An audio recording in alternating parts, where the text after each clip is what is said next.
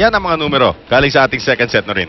Actually, it's very close, no? It does not really show yung ano nangyari no second set because NU won handily. Medyo naglapit lang ng konti ang Perpetual, pero towards the end, NU was able to maintain yung composure. Attacks, blocks, service errors, halos pareho. But I guess it's the composure of NU, yun yung the way they, during the end game, that's why they won that set. Well, ngayon, papasok tayo sa ating third set. NU leading 2-0. At time check daw galing sa Oslo, Norway is 8:43 a.m.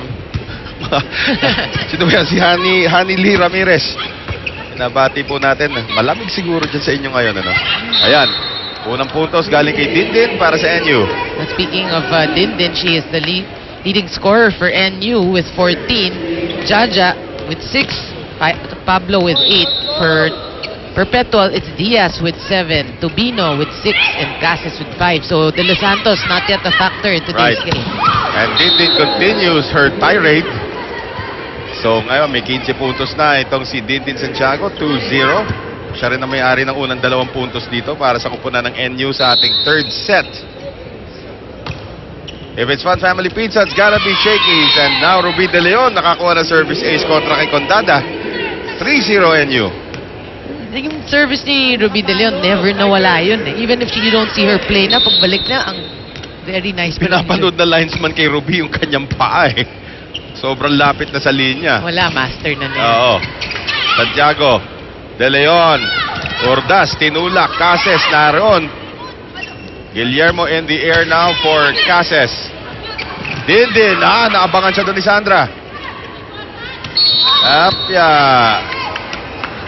4 touches. Nabilang nila yun, ha? Oo nga. Mukhang legal eh. Pero nakuha pa rin nila. So that is the first point now on an error from NU para dito sa Perpetual. The reigning MVP, Sandra De Los Santos, still not a factor ngayon. First game this season. Andun pa rin yung talim ng kanyang serve pero that time it went wide. 4-1. Sabi ni Dindin, pagandahan pa na serve. Eto, abangan nyo to. Pero di ba si Sandra De Los Santos did not practice with the squad for a while, no? Siguro ilang sessions pa lang yan ngayon. Kakagaling lang ng bakasyon. Condada, great dig, great reception there. Good dig also from Myla Pablo. Mina Agano on airborne. At tinapik na lang ni Tubino across. Eto na si Dindin. Cases, Guillermo. Tubino tinulak na lamang. Alam mo, nasabi ko na yata ito last conference or last year. Ito si Tubino must have some kind of basketball training sa kanyang Actually, arsenal. you're right. 4-2. Joy Cases.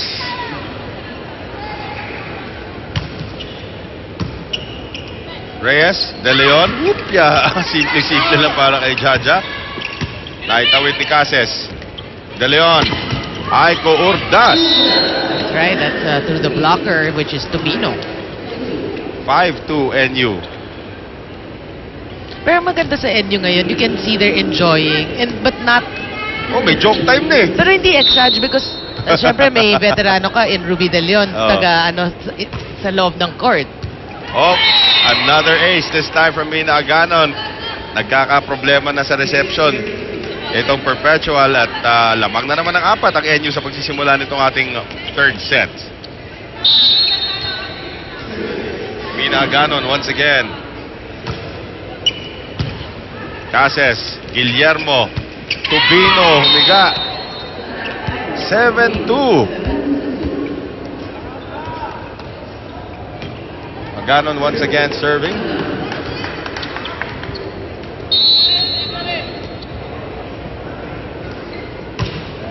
Yun, diretso na sa net. 7-3. Ngayon, si Janice Abar will be serving. If you did join us last time nung na-broadcast po natin itong unang laro ng Perpetual, si Janice Abar nakatapak sa Sea Urchin. Nauni. Nauni. Ngayon, okay na. Nakakalakad na ulit. Nakakalaro na ulit. Nice block. Let it stay in. Sabi ni Ruby, dapat out na yun. Did you see her reaction? Anyway, nakuha naman ni Myla Pablo yung puntos. Pero na-imbier na si Ruby sa kanya sarili doon. 8-3 NU in the third set.